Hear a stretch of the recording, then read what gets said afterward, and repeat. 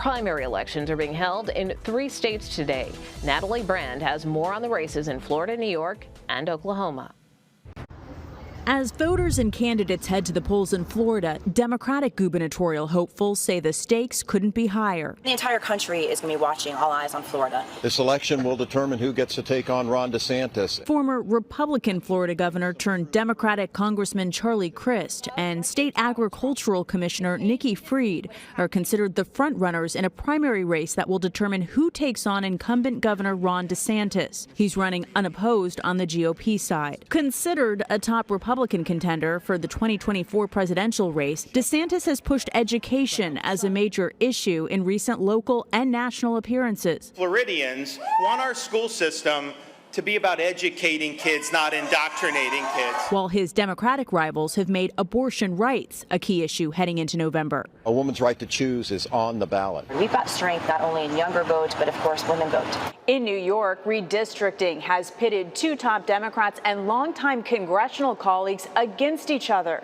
Current House Oversight Committee Chairwoman Carolyn Maloney is in a contentious fight with Judiciary Chairman Jerry Nadler, both first elected to Congress 4 decades ago. I want to go back to Congress. It's very unfortunate that we're going to lose one committee chairman. In Red, Oklahoma, voters will move closer to replacing retiring U.S. Senator James Inhofe. For the Republicans, it's Congressman Markwayne Mullin versus former State House Speaker T.W. Shannon. The winner faces Democratic ex-Congresswoman Kendra Horn in November. Natalie Brand, CBS News, Capitol Hill.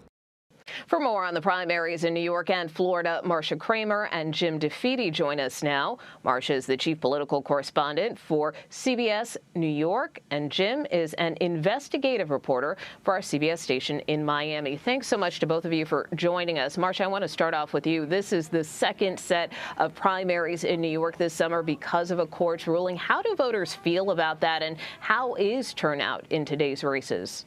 Well, I don't know what the turnout is right now, but I can tell you that voters seem to have been voting with their feet because the early voting numbers were really down. They were down about 20,000 votes from what happened in June. There's also been a large number of absentee ballots in some of the key areas where there's key contests. So it could mean that some of these key elections might not even be called tonight because, for example, in Manhattan, where there are 2 hot races, there's 54,000 absentee ballots. That could be the difference between a call tonight and not calling it tonight.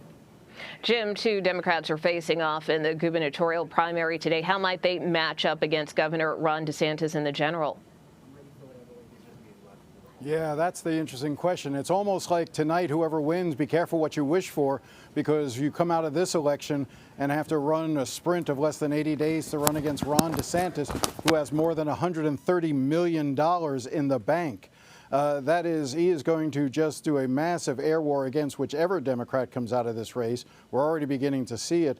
So it's going to be an uphill climb. DeSantis' popularity in the state, he is popular. He's certainly polarizing, but he's also popular among certain groups of people. And the confidence that he shows, you can tell because he's been spending the last couple of weeks traveling to Arizona and Pennsylvania to campaign for other candidates. He's so confident about what he's going to be able to do here in Florida.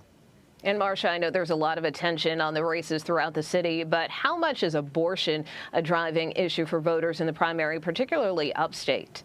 Well, you know, it's really interesting that you asked that question because there's a special election upstate to replace Antonio Delgado in the 19th Congressional District, who became lieutenant governor. Abortion is playing a big role.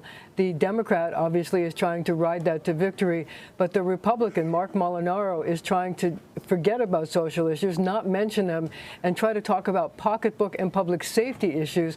And right now, the polls make it seem like he's ahead. And Jim, let's turn to the Senate race in Florida. Val Demings is vying against 3 challengers to take on incumbent Senator Marco Rubio in November, but it seems like the general election has already started between these 2. No, it certainly has. I don't think Val Demings has spent a second worrying about or campaigning against any of her opponents. She will be the nominee in the Democratic side, and she has already been focused for weeks on attacking Marco Rubio. And what's fascinating in this race is that normally the incumbent, especially with the backing of the National Republican Party, you would expect them to have all the money. In fact, it's just the opposite. Val Demings has done a masterful job of fundraising, and as a result, Marco Rubio is actually the underdog. Now, there has been some recent polling that suggests Val Demings is ahead. I will caution you, I don't even think Val Demings people believe in those polls. But both sides are using it to raise money for their respective campaigns. Marco Rubio by saying, look, he's in serious trouble, he needs your donations right away. And Val Demings is using it as a way of saying, I am viable, don't write off Florida. As much as people think that Florida is now a red state, don't write me off. I can beat Marco Rubio. Jim DeFede, Marcia Kramer, thanks so much for your political expertise and for joining us tonight.